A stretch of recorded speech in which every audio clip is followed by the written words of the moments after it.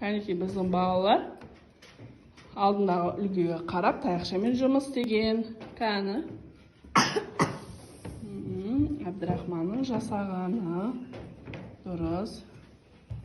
Мединаның, Диананың жасағаны жақсы, керемет. Аида керемет жасапты. Еркеназ дұрыс. Димаш, Айшолпан, Қазна, Марс үлгіге қарап Нұрдаулет, Мардан жасапты. Бимырза, Медина, Айшуақ керемет. Нұрасыл жасаған екен. Жақсы, керемет.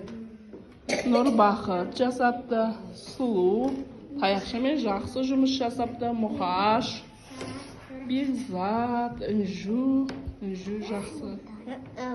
Сара, Айбар, қандай керемет. Айкөркем,